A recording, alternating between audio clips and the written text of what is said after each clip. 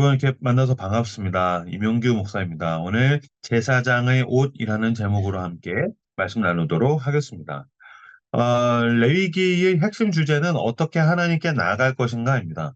그러니까 레위기는 1장부터 7장까지에는 5가지의 제사, 번제, 소제, 속죄제, 속건제, 화목제 뭐 이런 제사들이 있고, 그다음에 오늘은 이제 제사장을 세우는 사건이 있고, 뭐 뒤에 가면은 뭐는 먹어라, 뭐는 먹지 마라, 뭐 이런 얘기들이 쭉 나와서 이게 되게 무슨 법이고 재미따가리도 하나도 없는 것처럼 느껴질 때가 있습니다. 물론 이게 막 유쾌한 책은 아니죠. 뭐 내러티브가 있는 게 아니니까요. 그러나 이 레위기의 핵심 주제를 알 필요가 있습니다. 뭐냐면은 하나님께서 세상을 대표하는 그 이집트로부터 출애굽해서 건져내시죠. 광야로 데리고 가서 성막을 세우라고 한다면 하나님이 임재하십니다. 그 다음에 그는 하나님께서 그 영광 가운데에서 임재하신 후에 어떻게 하나님께 나올 것인지를 알려주신 책이 레위기입니다. 그러니까 레위기 핵심 주제는 뭐냐면은 어떻게 하나님께 나올 것인가.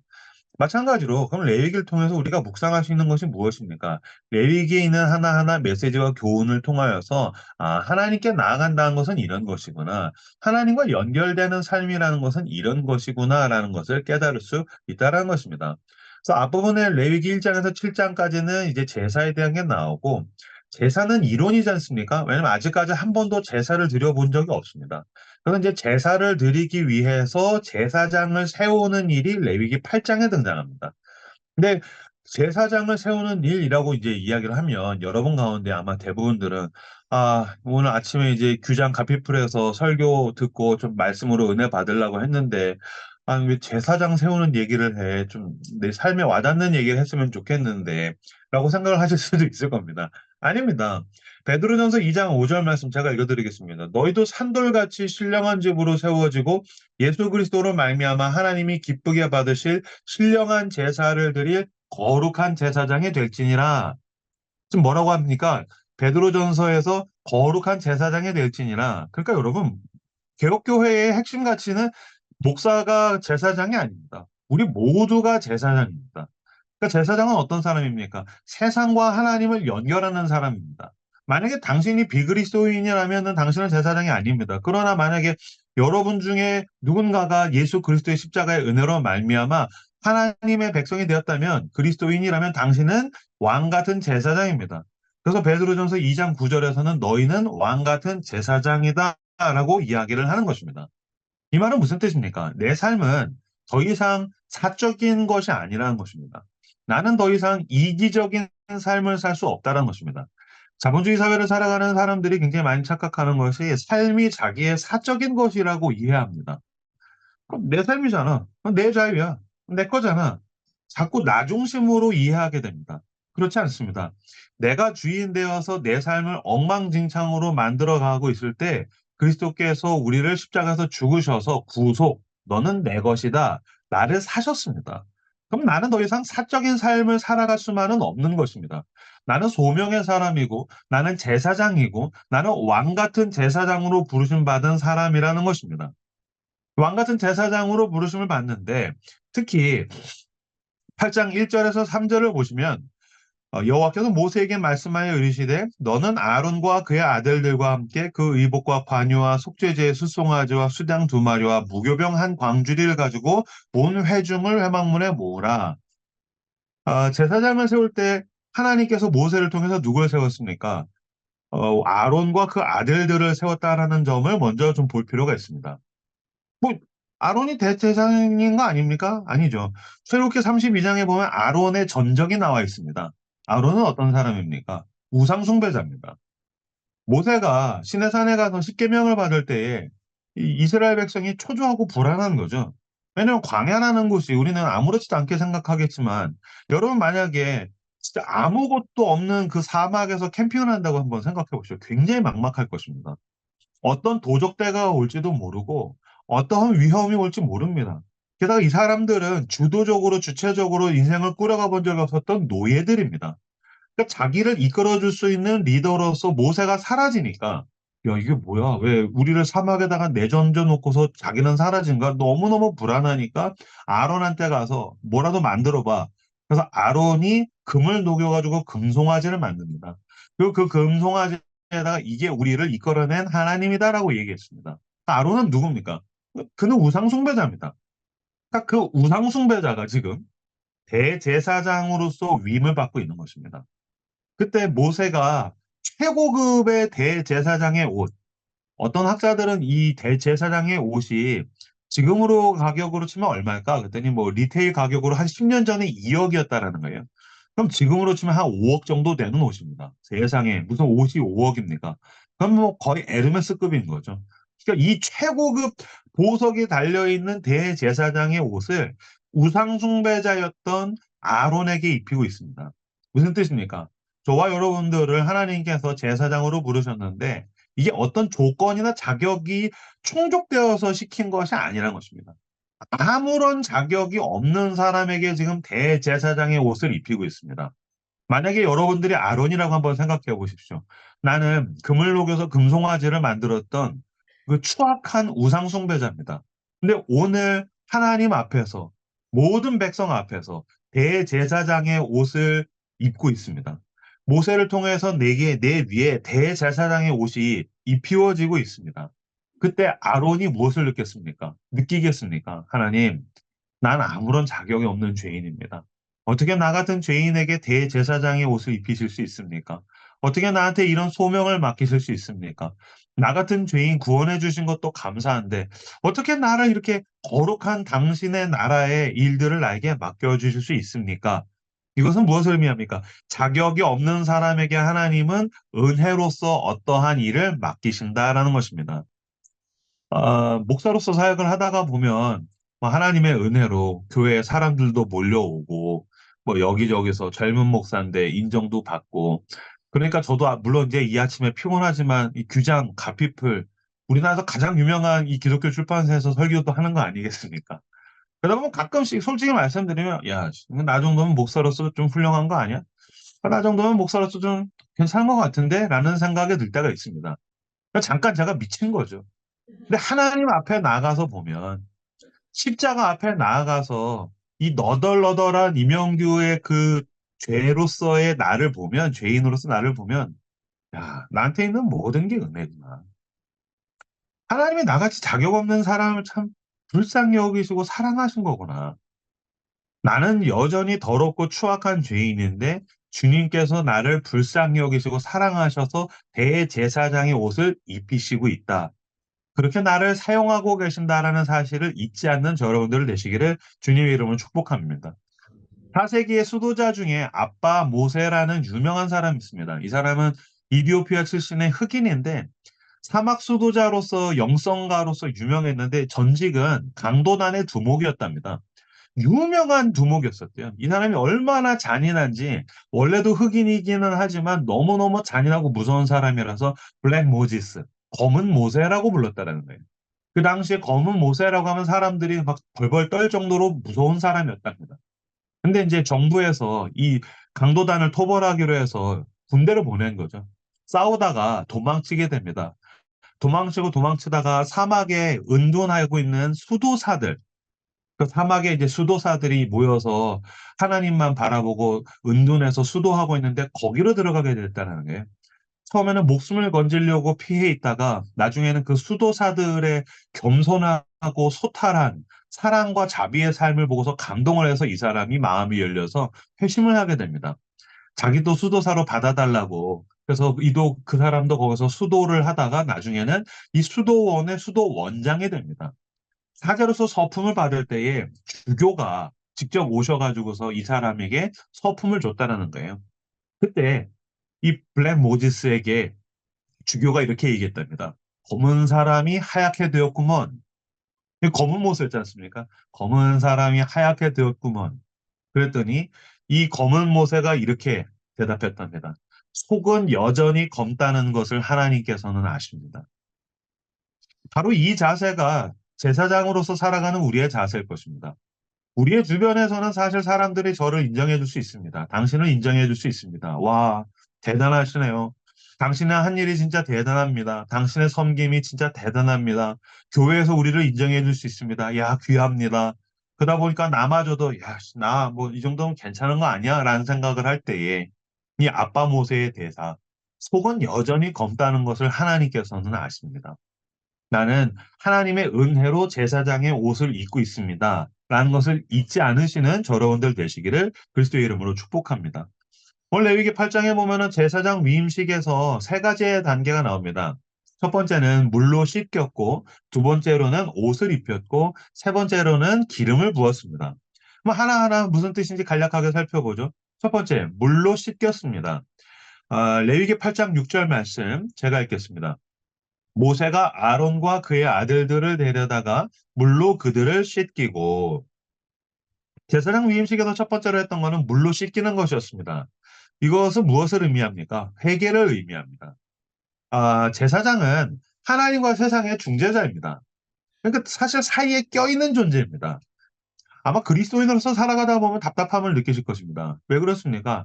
예, 세상 사람처럼 시원하게 죄를 짓지도 못하고, 그렇다고 막 내가 막 완전히 거룩한 존재도 아니고, 하나님과 세상 사이에 껴서 하나님께도 뭔가 미흡한 존재인 것 같고, 그렇다고 나로서도 내 마음대로 살 수 있는 것도 아니다 보니까 좀 억울하지 않습니까? 여러분 표정이 전혀 억울하지 않으시다는 표정이군요. 저만 억울하군요. 우리가 세상과 하나님 사이에 이제 껴가지고 사람을 섬기고 하나님의 뜻을 전달하는 사람으로 살다 보면 괜시리 이제 억울해집니다.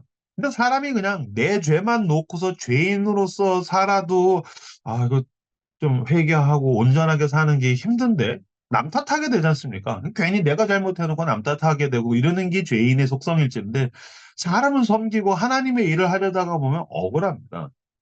게다가 제사장들은 지금 이거 이스라엘의 죄 때문에 막 죽을 수도 있는 거거든요. 그러니까 제사장들은 필연적으로 뭐 하기 쉽겠습니까? 무지한 백성들을 탓할 수 있겠죠. 이때 첫 번째로 중요한 것은 회개라는 것입니다. 하나님의 뜻대로 살려면, 하나님의 일을 하려면, 세상과 사람을 섬기려면 제일 먼저 붙들어야 되는 것은 회개입니다. 가인과 아벨 이야기 여러분 모두 아실 것입니다. 가인과 아벨이 같이 제사를 드렸습니다. 하나님께서 가인의 제사를 받지 않으셨고 아벨의 제사를 받으셨죠. 뭐 이거 어떤 사람들을 보니까 뭐 하나님은 야채를 싫어해, 고기를 좋아해, 뭐 그런 식으로 해석하시면 안 됩니다. 하나님이 가인의 제사를 왜 안 받았는지는 사실 성경에서 자세하게 설명하고 있지는 않죠. 근데 어쨌든 하나님이 안 받았으면 가인으로서 뭘 돌아봐야 됩니까? 나를 돌아봐야 됩니다. 내 삶을 돌아봐야 됩니다. 내가 하나님 앞에 무슨 죄가 있을까? 내가 하나님 앞에 뭘 잘못했을까? 내가 하나님 앞에 온전해지기 위해서 뭘 해야 될까? 가인은 자기 자신을 먼저 돌아봤어야 됩니다. 그렇게 안 하니까 뭘 하게 됩니까? 아벨을 원망했습니까? 아벨을 탓했습니까? 아닙니다. 아벨을 죽였습니다. 무슨 뜻입니까? 적극적으로 회개하지 않으면 더 적극적인 죄를 짓게 됩니다. 더 강조하겠습니다. 적극적으로 회개하지 않으면 더 적극적인 죄를 짓게 됩니다. 우리나라 속담에 똥 묻은 개가 겨 묻은 개를 나무란다라는 속담이 있습니다. 먼저 뭘 했어야 됩니까? 똥 묻은 개가 자기의 냄새를 알아차렸어야 됩니다. 자기에게 자기 코를 찌르는 악취가 나에게서 난다라는 사실을 알아차렸어야 됩니다. 나에게 묻어있는 똥을 발견했었어야 됩니다. 거울로 나를 비춰보고 먼저 자기를 씻었어야 됩니다. 만약에 내게서 나는 악취의 원인이 나라는 사실, 결국엔 나를 이렇게 괴롭게 만드는 게 나 자신의 성격과 나 자신이라는 것을 알았다면, 그리고 물로 나를 씻었다면, 먼지 투성인 개를 보았을 때 어떻게 했을까요? 야, 너도 지금 되게 더러운데 나보다는 낫다. 야, 난 똥 묻었었어. 나 진짜 어떤 냄새가 이렇게 나나 했더니 보니까 이게 내에게서 나는 냄새더라고. 야, 그래서 너는 양반이네. 무슨 말입니까? 회개하는 사람은 관대할 수 있습니다. 하나님 앞에 나아가서 내 죄를 보고 내 안에 얼마나 더럽고 추악한가를 알고 알아차리고 놀라우신 우리 주 예수 그리스도의 은혜로 내가 용서를 받았다. 이 회개의 사람은 타인에 대해서 관대할 수 있습니다. 회개하지 않는 사람은 관대하지 못합니다. 왜 누군가에게 잔인한 사람들 있죠? 왜 남들한테 대해서 계속 원망하고 불평하고 막 남들에게는 칼로 막 잣대를 막 다 잘라내면서 그런 사람들 있죠? 관대함이라고 찾아볼 수 없는 사람. 왜 그런지 아십니까? 회개가 없어서 그렇습니다. 하나님 앞에 가가지고서 나를 디테일하게 스캔하고 회개하여서 사람들에게 관대한 저 여러분들 되시기를 주님의 이름으로 축복합니다. 에베소서 5장 26절 말씀. 이는 곧 물로 씻어 말씀으로 깨끗하게 하사 거룩하게 하시고, 물로 씻는 거는 말씀으로 깨끗하게 하사 거룩하게 하시고, 오늘도 하나님의 말씀 앞에 나아가 나를 돌아보고, 주님, 저한테 원하시는 것이 무엇입니까? 계속해서 그 말씀으로 나에게 영향을 끼치게 하고, 말씀으로 나를 채워서 회개하고 깨끗해지고 거룩하게 되어서 나 자신은 거룩해지고 타인에게는 관대한 저 여러분들 되시기를 주님의 이름으로 축복합니다. 두 번째로는 옷을 갈아입히는 것입니다. 레위기 8장 7절에서 9절. 아론에게 속옷을 입히며 띠를 띠우고 겉옷을 입히며 에봇을 걸쳐 입히고 에봇의 장식 띠를 띠워서 에봇을 몸에 메고 흉패를 붙이고 흉패에 우림과 둠밈을 넣고 그의 머리에 관을 씌우고 그 관 위 전면에 금패를 붙이니 곧 거룩한 관이라 여호와께서 모세에게 명령하신 것과 같았더라. 옷을 갈아입혔다라는 것은 무슨 의미가 있을까요? 옷은 공적인 의미입니다. 아마 여러분들 집에서는 옷을 편하게 입고 계실 것입니다. 뭐 남자분 같은 경우는 그냥 뭐 반스만 입고 집에 있는 경우들도 있죠. 근데 이제 나갈 때는 옷을 입지 않습니까? 그리고 어떤 옷을 입느냐에 따라서 자세와 태도가 달라지게 됩니다. 양복을 입었을 때, 정장을 입었을 때와 추리닝을 입었을 때는 자세도, 서 있는 태도도 모든 게 달라지게 됩니다.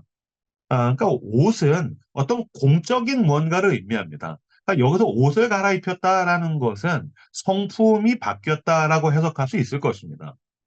내 삶이 사적인 것이 아니다라는 것을 깨달을 때에 우리는 내 삶, 특히 내 삶에서의 성품은 내 것이 아니다라는 것을 인정하는 것입니다. 아, 로마서 13장 12절에서 14절. 밤이 깊고 낮이 가까웠으니 우리가 어둠의 일을 벗고 빛의 갑옷을 입자. 낮에와 같이 단정히 행하고 방탕하거나 술 취하지 말며 음란하거나 호색하지 말며 다투거나 시기하지 말고 오직 주 예수 그리스도로 옷 입고 정욕을 위하여 육신의 일을 도모하지 말라. 여기서 예수 그리스도로 옷 입고 무슨 뜻입니까? 우리는 이제 그리스도의 성품을 옷 입고 살아야 된다는 것입니다. 내 성격은 나만의 것이 아닙니다. 만약에 이렇게 제가 설교를 해놓고 오늘 이명규가 그냥 지 멋대로 산다고 생각해 보십시오. 그럼 아마 사람들이 저를 지탄할 것입니다. 제 성품은 저만의 것이 아닙니다. 공적인 것입니다. 제가 선교를 갈 때마다 느낍니다. 선교지에 가면 사람들이 다 성격이 좋습니다. 선교지에 가면 우리 교인들이 성격이 다 좋아요.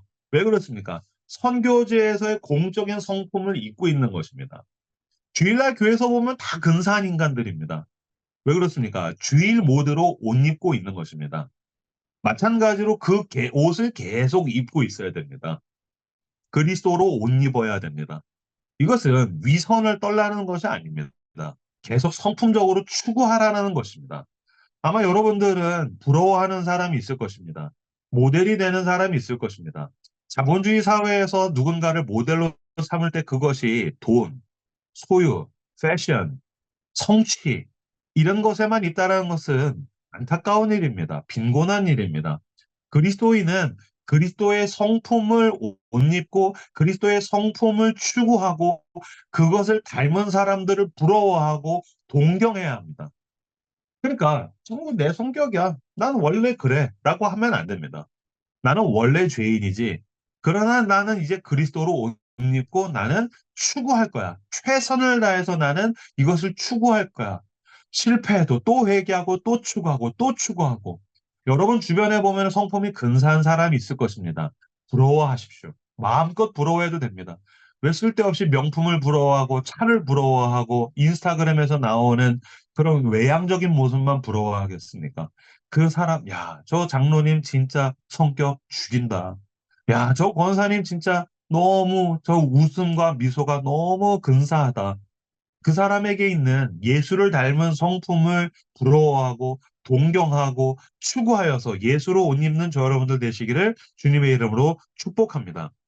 세 번째 마지막으로 레위기 8장 10절에서 12절 말씀 제가 읽겠습니다. 모세가 관유를 가져다가 성막에 그 안에 있는 모든 것에 발라 거룩하게 하고 또 제단에 7번 뿌리고 또 그 제단과 그 모든 기구와 물두멍과 그 받침에 발라 거룩하게 하고 또 관유를 아론의 머리에 붓고 그에게 발라 거룩하게 하고 제사장 위임식에서 세 가지 단계를 했습니다. 첫 번째, 물로 씻겼습니다. 회개를 의미합니다.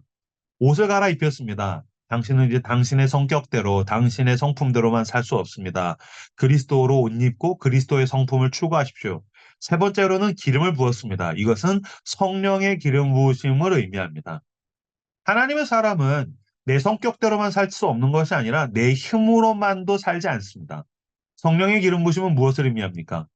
제사장이 무슨 재능이 있어서 하나님께 사람들을 인도한단 말입니까?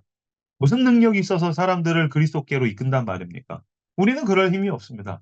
그래서 성령의 기름 부으심을 구하는 것입니다.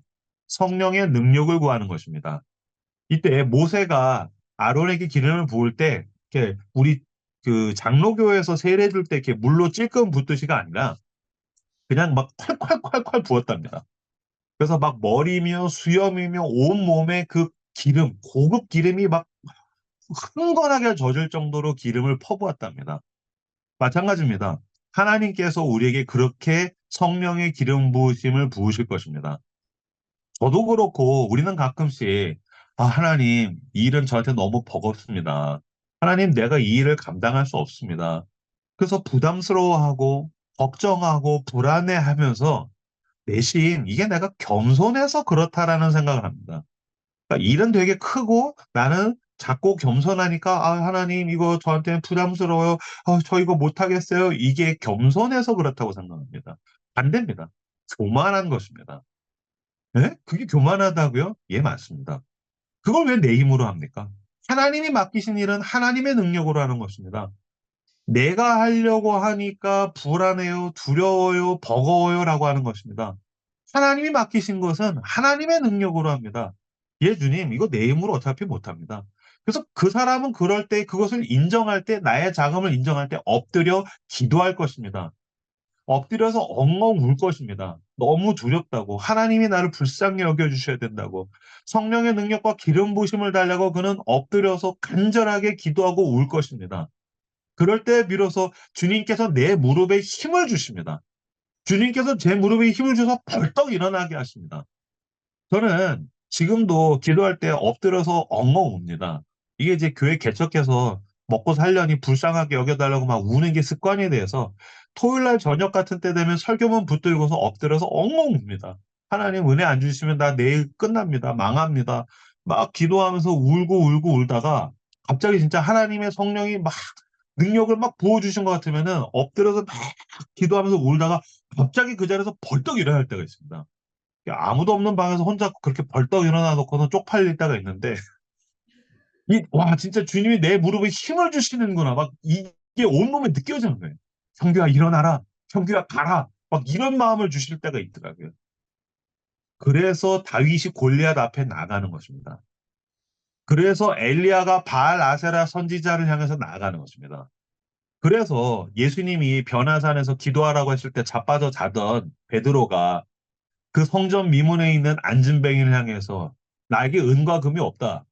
은과 금이 없으면 거지 앞에서 그냥 입 다물고 지나가야지. 그런데 나에게 있는 것으로 너에게 주마. 나사렛 예수의 이름으로 일어나 걸어라. 이것은 성령의 기름 부으심이 있는 사람들이 하는 담대한 외침이라는 것입니다. 오늘 여러분들에게 감당해야 될 프로젝트가 있습니까? 여러분 삶에 고난과 버거움이 있습니까? 일상을 영위해 나가는 것이 너무너무 어렵고 내 힘으로 도저히 안 되는 것이 있습니까? 힘들어요, 어려워요. 교만한 것입니다. 하나님 앞에 엎드려서 우십시오. 하나님의 성령의 능력과 기름 부으심을 구하십시오. 주께서 반드시 응답하실 것입니다. 놀라운 성령의 능력과 기름 부으심이 여러분을 채울 것입니다. 나를 사랑하시기도 하지만 하나님의 나라와 그 영광을 드러내시기 위해서 하나님께서 그렇게 하실 것입니다. 그렇게 주님의 손에 붙들려 쓰임받는 저 여러분들 되시기를 주님의 이름으로 축복합니다. 오늘 세 가지 나누었습니다. 첫 번째, 회개하라. 물로 씻으라. 두 번째, 그리스도로 옷 입으라. 나는 이제 내 성격은 내 것이 아니다. 예수 그리스도로 옷 입고 그리스도의 성품을 추구하라. 세 번째, 성령의 기름 부심을 구하라. 이렇게 이것을 붙들고 주님 앞에 쓰임 받으며 살아가는 저 여러분들 되시기를 주님의 이름으로 축복합니다. 기도하겠습니다. 주님, 나 같은 죄인을 사랑하셔서 당신의 거룩한 나라를 위해서 제사장으로 세워주셔서 감사합니다. 하나님 나라를 위해서 살 때에 먼저 우리가 말씀으로 비추어서 회개하게 하여 주십시오.